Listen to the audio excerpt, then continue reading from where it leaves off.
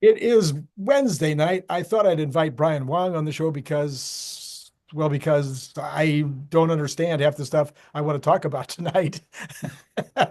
And Brian does. And so therefore, what a good idea to have Brian on. So, but we're going to start with stuff I think that is on the top of everybody's mind. And hang in there today because we're going to talk about stuff at the end that I think might be some of the craziest ideas that's happened in the last 24 hours and might have been missed by many of you. Certainly, I just picked up like this, and then it took a couple of conversations with other people and Brian for me to get it. I'm leaving that to the last, though, because it's a little more out there, a little more crazy. So let's start, though, Brian, with today's market action. We were all going along thinking, well, it's a pretty normal day. Looks like Tesla's going to finish up. And then it was like something fell off a cliff. What the heck? What the heck went on today? Apparently, there was a bad bond auction. A The bad bond tre auction. yeah, U.S. Federal bonds, treasuries, whatever, had an auction and didn't go so good. These were 20-year bonds, Mhm. which is one that you barely ever hear about. You hear about the 10s, the 30s, the twos, the 2 months, the one, Mhm. but nobody ever talks about the 20 years. But for whatever reason, this was the day when whoever those bond buyers are out there said, nah, never mind. Right, right. Yeah, so that's concerning. Interest rates went up because of that, and then stocks, you know, took a hit, pretty Yeah. bad hit. So there's got to be a point in my personal, I don't know, stupid opinion, but there's got to be a point at which the bond offering, the interest rate offering has to be delicious. It has to be, like creme brulee. It has to be Mhm. something which everybody goes, no, I want that 20-year bond or that 10-year bond, I want to own it at that price because why wouldn't I? Certainly that's got to be a good deal. So are we getting anywhere near that number, or do you think that there's going to be more damage ahead in the bond market? Um, I'm confused as you are in regards to what is so different now about where we were heading. Like before, prior administration, going to the $2 trillion per year deficit, we're borrowing like crazy, not talking at all about cutting. And now we're talking about cutting. And then it's a question of like, how serious are we about cutting? Are we only cutting to stay even versus not cutting and getting worse? So before we were not cutting and getting worse, like we were heading, if not for changes, we would be heading to a $3 trillion deficit this year. So, certainly the first 100 days had a $1 trillion deficit. So, why did everyone in the bond side and the Moody's rating side decide now is the time where things are so terrible, right? I do get the negotiations on the Congress side Right. about how serious to cut them. Um, but the timing of many things is weird. And it's like it was an emergency before, now it's not an emergency. Maybe it's related to the fact that Japan's having more problems as Good, well. good. It's because that's a change where Japan's long-term deterioration in their financial situation took a turn for the worst, and their, I think, finance minister was talking about how they're in a Greek-like situation. Right. Greece had to get bailed out and do all the kind of stuff, but then Japan's like, I don't know, 20 times bigger than Greece or something like that. So it's a bigger deal, and they are major shareholders of, not sure, major owners of U.S. bonds and treasuries. Right. So for them to have a call. That was always one of the doom scenarios where Japan has some super earthquake and then they have to, um, you know, unload U.S. financial instruments. Yeah. All right. So then I was thinking about all this morning, and I was like, okay, the headlines are saying, oh, it's all the Republicans' fault, and I don't disagree necessarily. I think the Republicans should be cutting more. I think that's what Moody's was saying on Friday night. That's what they actually said. They literally said it in their announcement that the Republicans need to do more in this budget. I agree. I'm a budget hawk in this particular situation, and I think they need to do more. But I thought, there's I think there's two problems here that maybe I maybe nobody's talking about. And I thought I'd bring it up and maybe somebody would run with it because I've got a very small voice here. And that is that I think the Republicans should be cutting more, but I also think they're not communicating very well what they currently have in the bill. And so I asked Grok, I said, Grok, I need to know three things here. Number one, is this thing being dynamically scored? And so Grok had an answer for that. For those of you who may not remember what dynamically scored means, it means if we get these cuts in taxes, will that result in an increase in GDP, which will increase the amount of money people make, and corporations make, which will mean that we get more revenue, and therefore it will be revenue neutral or even revenue positive, based on the economy doing well. So I asked him about, is it being dynamically scored? And I said, what about the tariffs? Are the tariffs being counted in, and how are they counting the tariffs? Because it's not decided yet. So the extra income from the tariffs, is that being counted in? And would that be something that should be happening here? And so anyway, on those two, I asked Grok, and Grok came back and said, yeah, Randy, it is being dynamically scored, but no, the tariffs are not being counted in. And I said, well, then if we did all that, would we end up maybe with at least a neutral situation, like you just pointed out, not an increase, which everybody's complaining about. It's even going to go up higher, 2.5 trillion a year, but rather we may end up at staying at 2 trillion a year, but it would be a lower percentage of GDP. And Grok said 100%. That's correct. Anyway, what do you think about all that?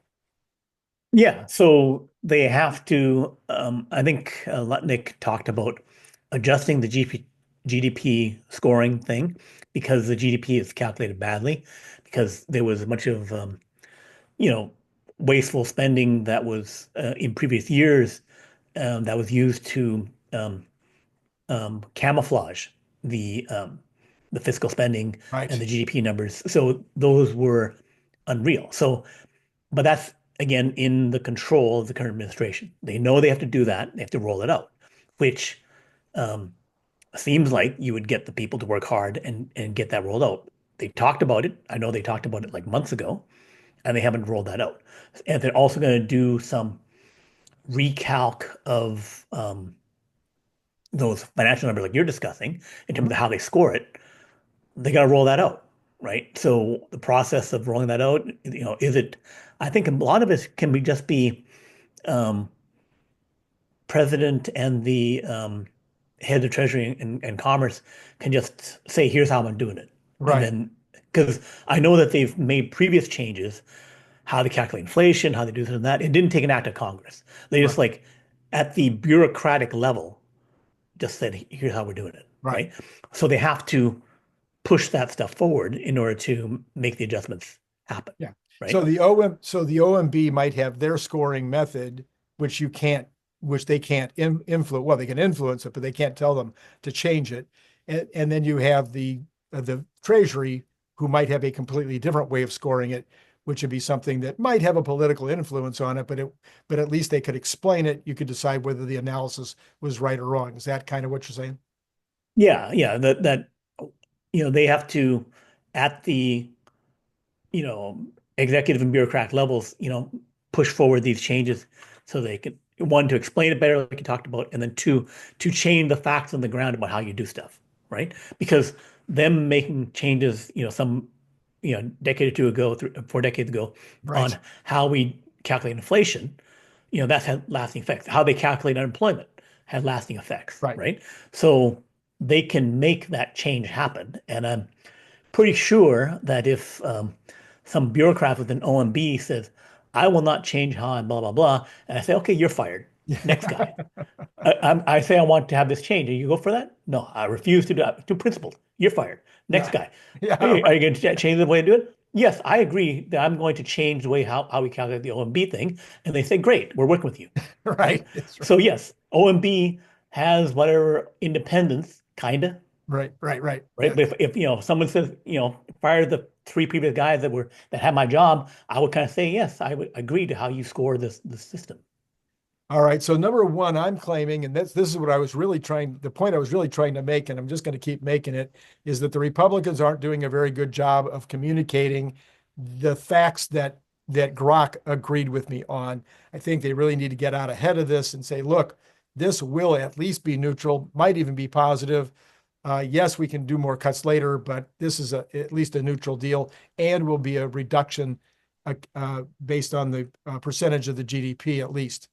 So then the other thing I'm complaining about day in and day out for weeks now is, when is Trump going to get on the bully pulpit or use his influence to get the billionaires to start buying bonds, to get his buddies overseas, all these great new trading partners, to start buying bonds, and to get Bessent, who's starting to buy some bonds but needs to buy more. There's ways to get these bond sales going that aren't necessarily just the market acting. And I would say to the billionaires, hey, if you don't want me to raise your top rate by 1 or 2%, I need you to buy a bunch of bonds. Right, right.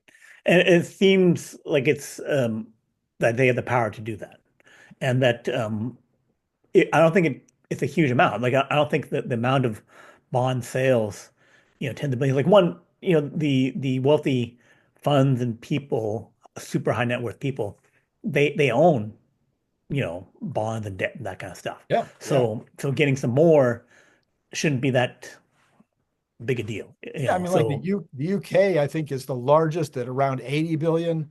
mhm, I think China's just under that at 65 billion or something. Japan mhm, is up there in that same number. So yeah, these aren't massive numbers. yeah, Where if you just ask China and UK and et cetera to, hey, could you buy 5 billion more, each, and then call Elon and say, hey, Elon, could you yeah. borrow, could you, please buy 5 billion? Yeah, and then Chamath of the All In Right, podcast talked about activating the assets and balance sheet of the U.S. government, right, right? Where they could do stuff to get tens of billions, hundred billions, trillion dollars right, moving, right? right, So, and this seems like something that, as you say, that Trump best at, one, he doesn't have to, yes, he can ask, demand that those things happen, right. right? But they can also, they have so much financial control and power that they should be able to make that happen. And they should look forward and see, here's the various, things we have to have, and then here's how we do the balance sheet stuff. It's shouldn't be any more difficult than a um, smaller company, arranging for a line of credit, Right. with a bank, right? 100%. 100%. All right, let's switch to the big news over the last couple of days, which has all been about Robotaxi. I've talked about it a lot on the show, but I did watch two additional videos today that kind of blew my mind. And I'm like, both of these were smart guys. The first one, I didn't write down his name, unfortunately, but one of them was a guy that knows the business, and I forget how he was involved. But anyway, he said he was worried about Tesla's infrastructure. He was worried about how Tesla was going to keep the cars clean, repaired, and charged. And I Mhm. was like, I've been Yeah, talking about this for at least a week. It seems to me yeah. Tesla has a massive advantage keeping the cars cleaned, repaired, and charged. Isn't that how you see it? Well, the charge thing, like they have 80% of the charging network that works in the United States. There's more charging stations, but in terms of like the one that actually work, Yeah. it's Tesla that has almost all of it, and they're supplying it to, that's why all the other OEMs cut a deal with Tesla on charging, because Tesla is pretty much a near monopoly in that capability. And then cleaning the cars. Well, one for the this year, where we talk about, starting with 1020 Right. in June, scaling up to thousands relatively quickly once there's no problems, and then getting to hundreds of thousands to a million next year, Hmm. right? The Hmm. this year part of like 10 to a few thousand, getting them cleaned and charged is a trivial Hmm. issue. Hmm. If nothing, it's like, someone who has a um, large 100-unit apartment block can say, Hmm. okay, I'm going to Airbnb the whole thing, right? Right.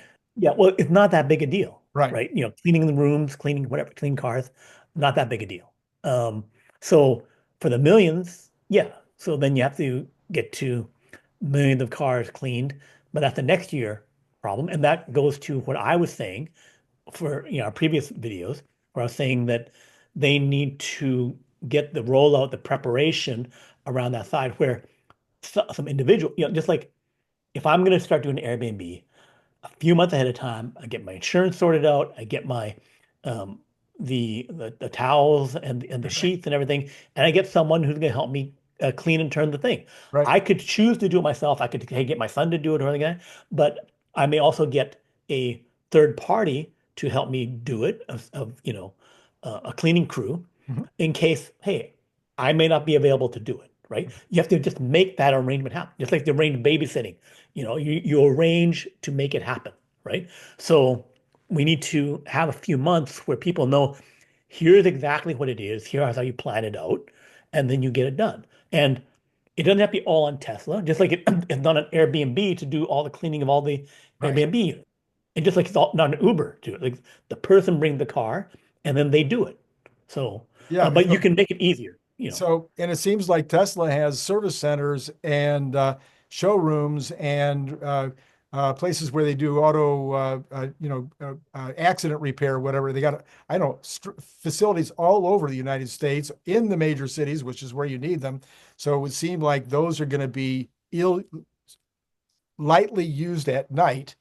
So charging, cleaning, repairing, et cetera, could all be done in the hours that you're not normally using those facilities for Well, customers. the thing is, you know where your charging locations are. They know. Right, Here we got 5,000 charging right, locations, right, 20,000 chargers. They're there. So you must come there to charge if you're not going to charge it at home, right, right? So if you got it at home, then you clean the car at home. But right. if you're at our charging station, hey, I can arrange to lease a a parking area Mhm. and then have a pop-up tent that Right, has cleaning and vacuuming of cars, right? right. Or I could license and do a deal with car washes and whatever to have it. 'Cause there's car washes like several blocks from my house Yeah, where it's one of those old style car washes where basically you have a lot of um, support service people yeah, who are like helping you polish up, doing the high-end service yeah. around it, right? So there's those kind of companies and businesses are all over the place. You just say, okay, hey, we'll cut you guys a contract for, you know, 20, $50 per car to Right, do it. right. I just, to me, it was just like the silliest thing. Well, it was almost as silly as the next one. Okay, now listen to this one, Brian. Mhm. This is the ex-president of Tesla, John McNeil, who is now sitting on the board at General Motors. And he was very complimentary, said he thought there was a big business, although he did think that there was going to be a big future business in autonomous vehicles that people would own, which I think that's maybe 6 to 10 years that people will be owning autonomous vehicles and not putting them out for service. But that's another story. Anyway, he says John McNeil says he's worried about Tesla having to deal with the costs of fuel and cleaning, and he guessed.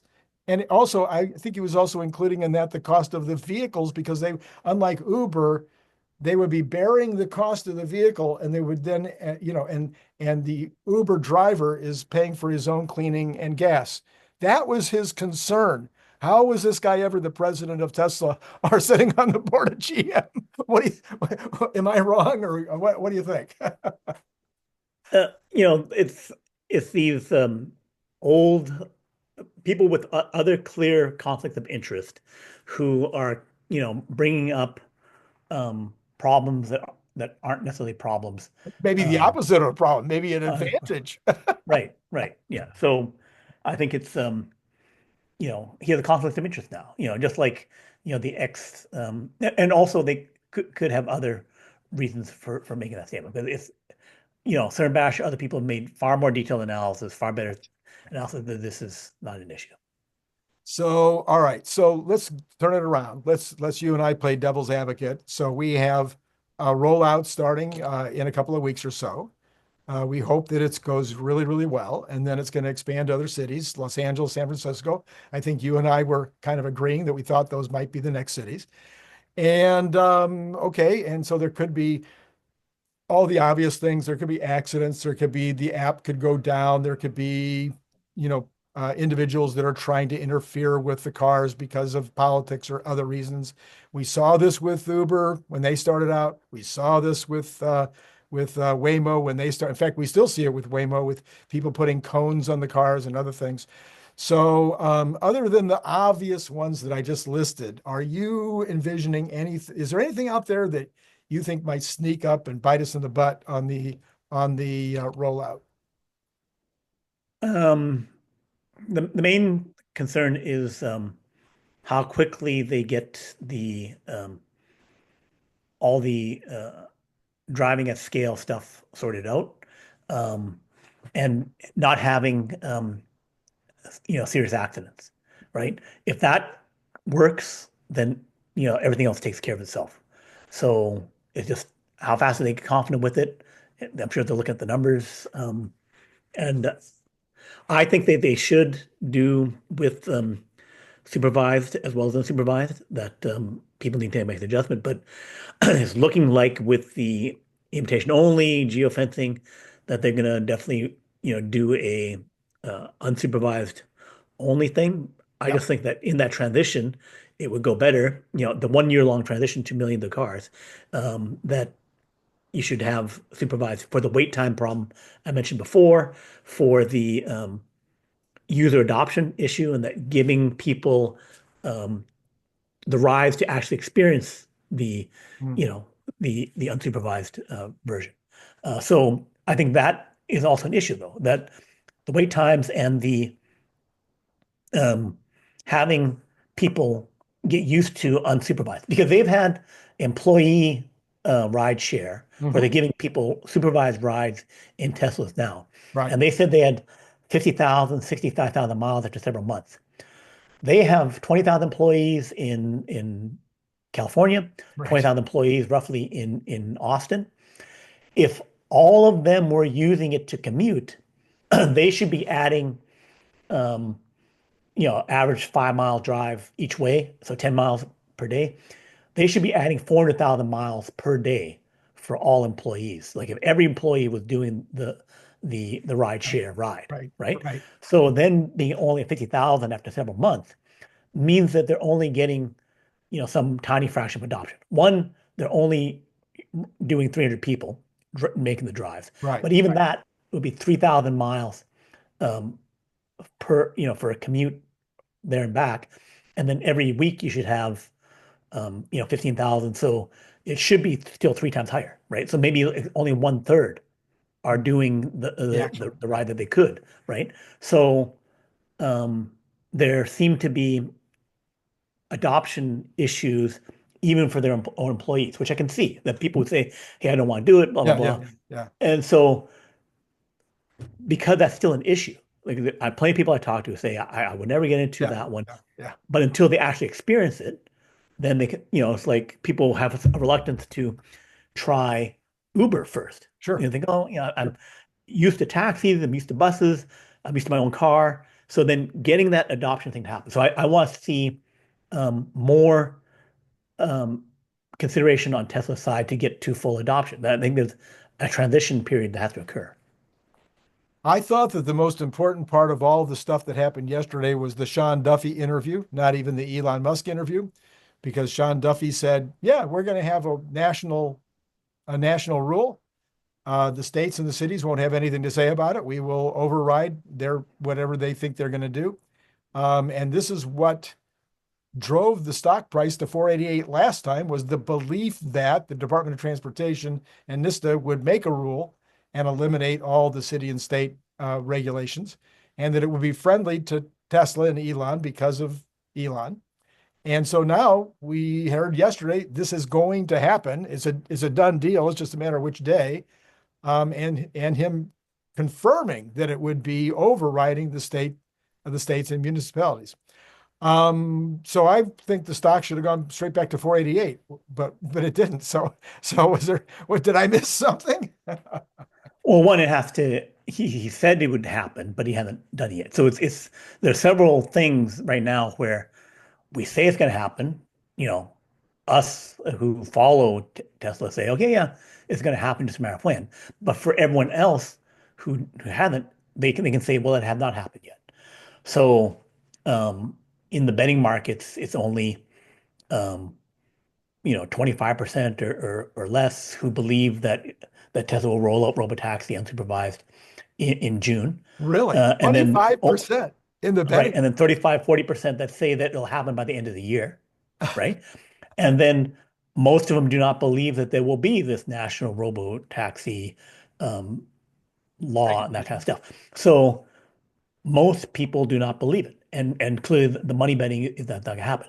The surge from, before the election to just after the election in December and January, where things got to 48, it was, I think, a combination of getting the previous administration's foot off the neck of Tesla, and then flipping over to the to the Trump being positive for it with the robotaxi and other things. But then it was kind of like buy the hope, buy the vision, and then sell, and then the reality is, not as rosy as whatever people were imagining it would be, even though it's positive, Right, but we're not like super positive. right, So right. All right. So the other thing that has been happening over the last 24 hours, just to add more fun to our day, and yet the stock is down. There were lots of videos of Optimus yesterday and today, but one in particular showing Optimus doing a lot of uses, a lot of actual use cases. mhm. And yeah, you've got the video right there. Let's go ahead and show it. And I take the music off of it. Yeah, so it's throwing away garbage. It's taking a brush and sweeping up into, like a little dust um, tray, Mhm. and then handling paper towels, tearing paper towels from a roll. Let me get to cooking a bit, running a vacuum or Swiffer mop, putting in some devices on a car, opening a microwave, pulling a drape, and then showing all the stuff together. So yeah. Yeah. So, of course, what we want is, you and I have been talking about this for 2 years now. It's more than 2 years, 2.5 years. We've been talking about, okay, we want to see the Optimus doing a lot of things, actually able to, handle different tasks. I can remember over 2 years ago, talking about having 1,000 of them in a room, and each would be working on a different task, and and none of that ever happened. I don't exactly know why that wasn't the right way to do it, but Elon did give us a little bit of a background in terms of, uh, you know, learning to do the fundamental tasks, then actually getting into a situation where it's learning on its own. And then third, getting into a situation where it would be watching a video. And by watching a YouTube video, it would learn the task. Well, it sounded when he was talking about that, like that was all in the future, the video part of it. And yet one of the Tesla employees came out with this video and said, no, we're teaching them how to do tasks by video right now. What did you think about all that? Yeah, so we've had the motion capture version of training where people have the dots and stuff like that. NVIDIA showed that, several months ago.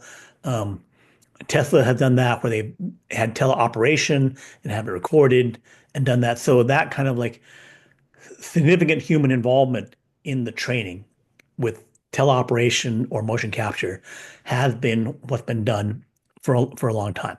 But we're talking a lot about the simulation, having a detailed simulation. Again, NVIDIA's shown that a lot. Tesla did that the way they said they did sim to real, where they did a simulation of a task many thousand times, and then one shot put it into the machine, Tesla bot, and then it did the task, which is what they did for the dancing. And they could, did one dance one day and then many dances the next day. And then now they've done this other work here where it was fully automated, no human involved.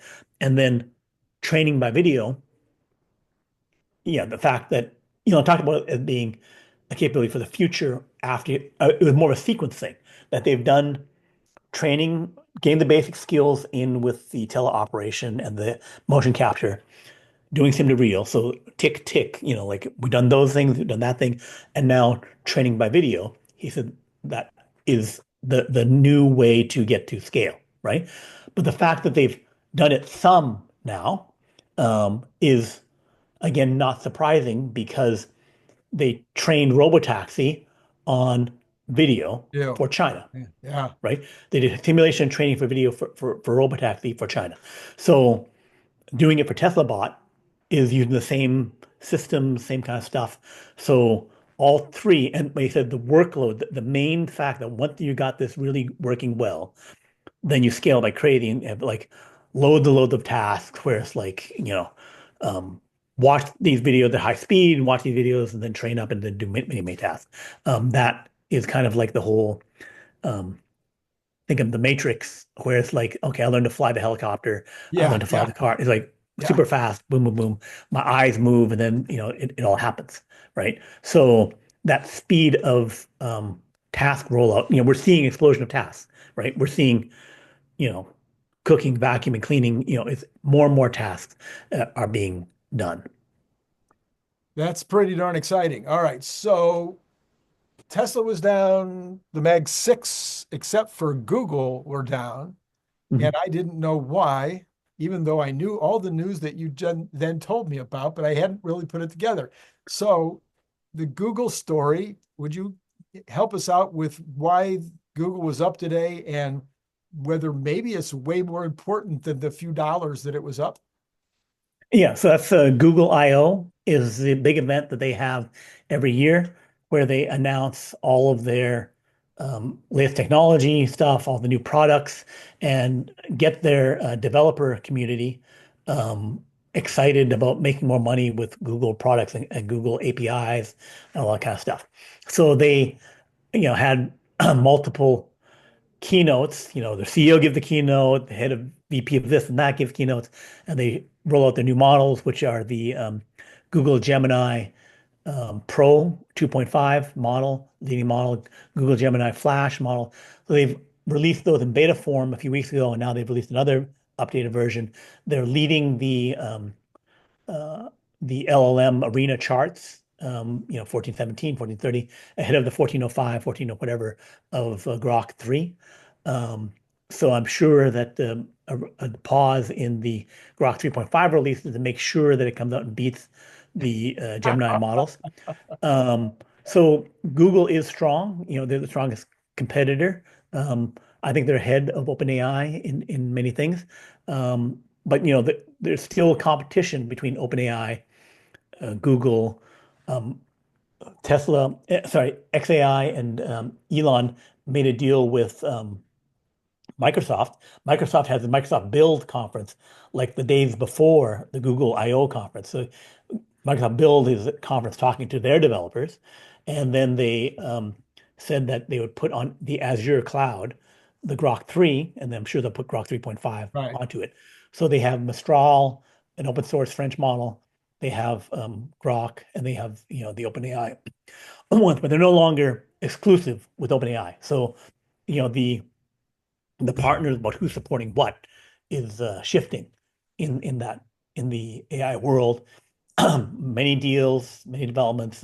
OpenAI did a deal where they bought for 6.4 billion a Johnny Ives, famous Apple designer, to make new AI powered products, consumer devices, presumably that will come out soon. So all these companies spending a lot of money, making a lot of deals, pushing out a lot of products there. The question for me is when does um, going to a million GPUs at Colossus 2 within 6 to 9 months, which again is what I had been predicting for 6 months would be about in that time frame of how fast we get to a million GPUs for the XAI system.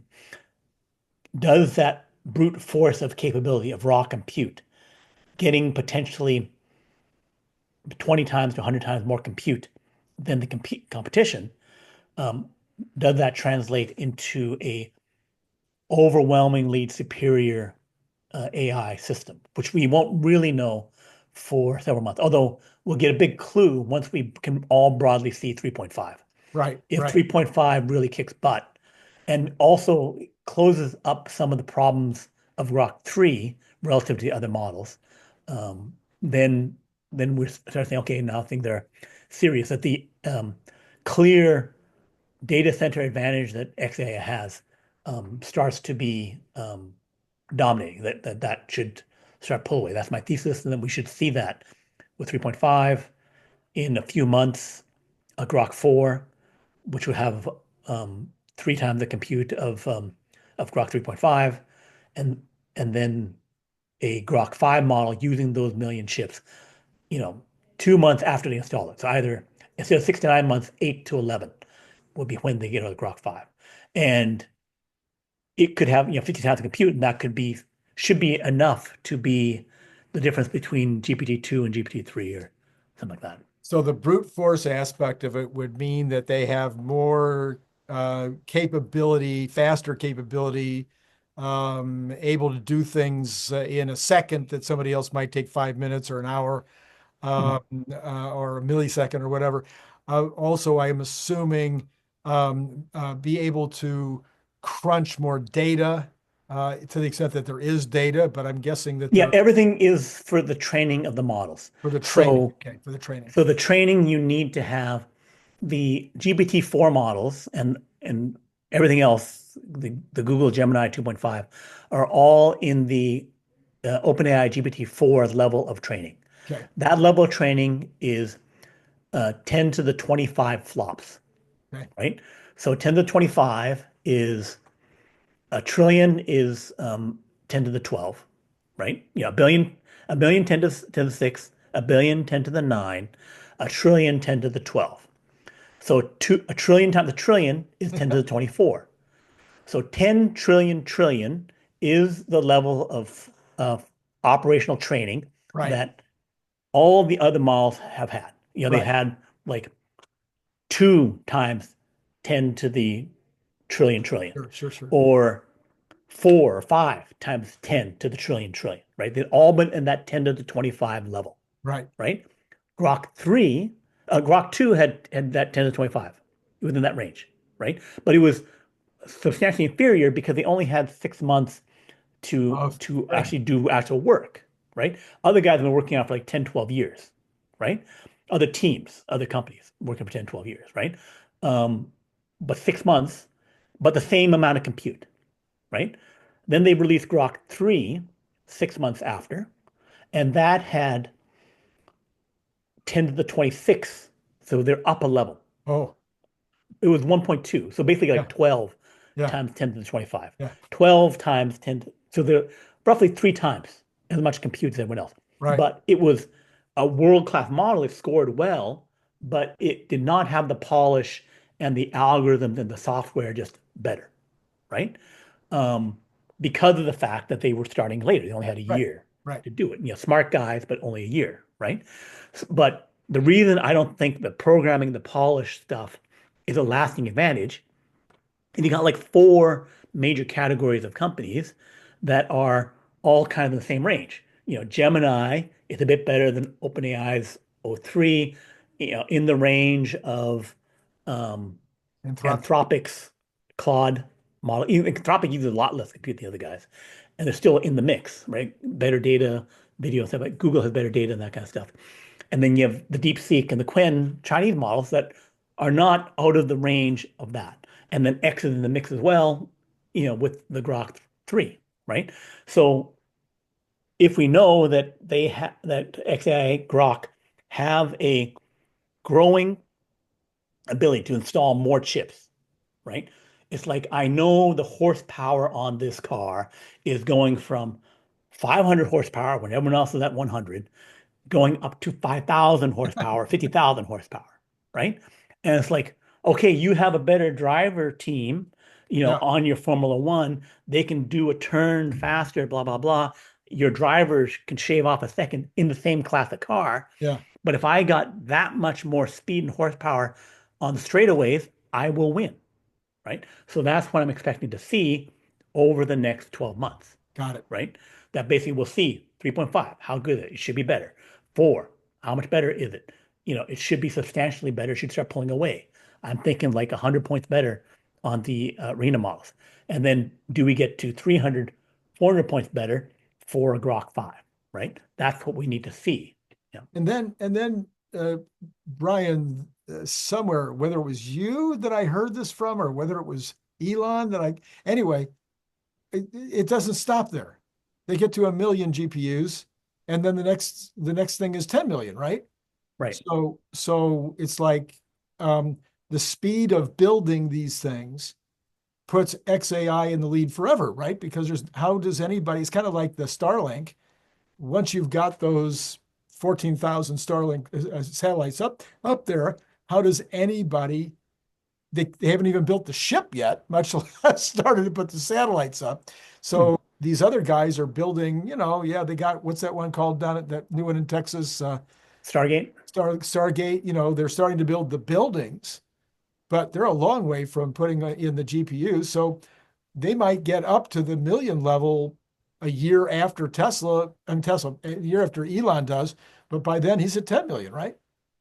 So I have specific information about what they're looking to do there. So they're looking to put 16,000 GPUs this summer. So This this summer. summer being June, July, August, or something like that. So August, they get 16,000 GPUs. There'd be 16,000 the B200, the B300s. So it would have three times the compute of their previous 30,000 Right, H100, right, something like that, right. right? So it's more for them, but that would be um, De minimis, less than a 10 fraction times, 15 times less than how many GPUs Tesla will have. And Tesla will have actually probably 400,000 by then. B200 Yeah. by about August, right? Which would mean that you would have 400 divided by 16, you'd have, 20 to 30 times more GPUs, right? Because I can install them faster, Yeah. right? Yeah. So that make the building install 16,000.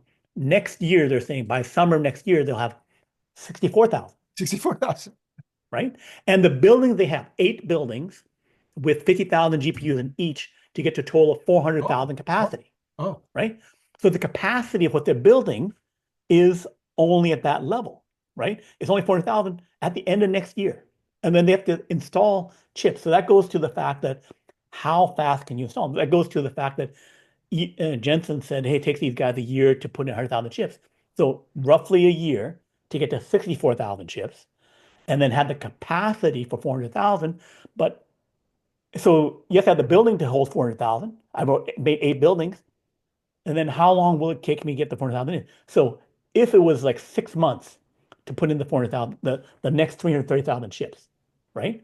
They suddenly got down to 2 months, 60 days for each 100,000, right? That would still be, end of 2026 or middle of 2027, right?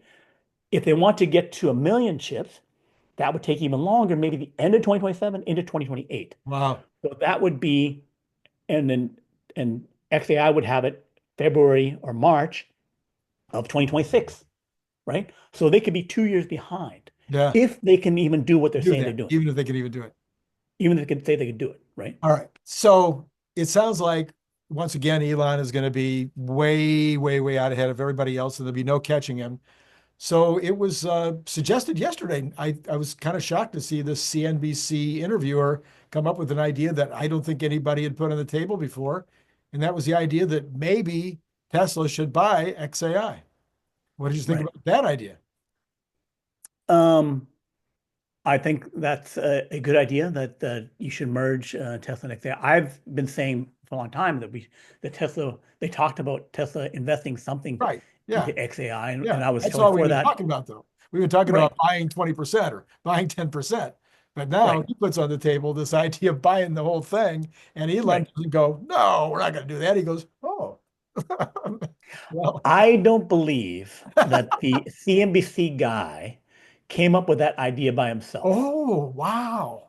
right? That I believe that Elon says, "Why don't you ask me this?" Oh my gosh. Right? And then say that, "Hey, we should have that merger." Because Elon has to say, "Okay, corporate thing, board, can't decide that, have to approve by shareholder, and blah blah blah." Right? But if you want the idea to be discussed, you have the CNBC interviewer talk about the idea that, hey, maybe we should merge XAI and Tesla, which would be a huge thing to do. Right now, XAI is at 120, 150, $200 billion Right, evaluation. right, Um, Tesla's at 1.1 trillion, right. right? Combined, they will solve all of AI, right? Tesla makes the Dojo chips. Right, Tesla right, make the AI5 chips. right, right. Tesla installs the stuff. Tesla makes the energy. Having a unified super AI company, with Tesla bots, with the best AI and the best data centers, only makes sense, right? And it will actually be, by the time we wait to do it, like right now, it's like 5 to 1. But by next year, with a million GPUs, the best model, you can have valuation of 500 billion to $1 trillion on XAI, right? And And if, maybe if three we have, trillion and 3 trillion on Tesla. right, maybe 3 trillion on Tesla, but it may only be a 3 to 1, a two Yeah, to yeah, yeah, one kind yeah, of thing. yeah, yeah. And the XAI could go to a multi-trillion-dollar valuation, right? So it would be a merger of far more equals Uh-huh. than anything Uh-huh. else, right? Um, and actually, I could see a eventual merger with SpaceX Wow. because we need to have Mars if we want to have a trillion GPUs, Uh-huh. right? Uh-huh. So, so then you need to have that other delivery. Also, the backhaul bandwidth of using all the satellites. So, yes, it makes sense to me. It should happen. All these companies should merge And you think, into and you add to the story, you've just broken news. You add to the story the idea that maybe this was a planted question. right, right. I think so. Yeah, because I was very shocked that this CNBC guy, who was okay, he asked some good questions. Thought he was a little too aggressive here and there for a financial interviewer, and asked some really stupid questions along the way. But for him to come up with that one on his own, I think you got something here. Yeah, I don't, given his history of questions and Okay. given his history of stuff, I do not believe he came up with, hey, XAI and Tesla should merge. And that one floating out there in the ether along Yeah. like, oh, hey, a bunch of us on Tesla YouTubers were pushing, hey, we have to have the merger, have to have the merger, right? No, It's nobody. an obvious thing to do, but it seems more like either Elon or someone on his team, Yeah. he have someone on his Yeah. team, hey, Yeah. let's pass this along to this guy and have it happen. So, well, all right. So, the reality on the ground, after we've talked about all these futuristic kinds of possibilities, is that Tesla was down 2.68% today, and the Dow was down 1.91, Nasdaq was down 1.41. So, Tesla was slightly better than it would normally be in terms of the beta. S&P was down 1.61, and the rest of the Mag 7 was down, all except for Google, as mentioned, and all of the Cathie Woods were down. And so then we'll take a look and we see that for tomorrow, Tesla's down another 0.59% right now. So continuing this problem. I was just going to real quick check NVIDIA to see NVIDIA is also down 0.24% for tomorrow. So it looks like we might continue this negative Nelly tomorrow, unless, of course, there's news. And I don't know, have you seen any presidents of countries lately that make news a lot? Yeah. There's a guy who seems to make news like 5 times a day. Yes. Yeah, so who knows what's going to happen by tomorrow morning. And Right. actually, tomorrow is the first day of the week that we finally going to get some economic news.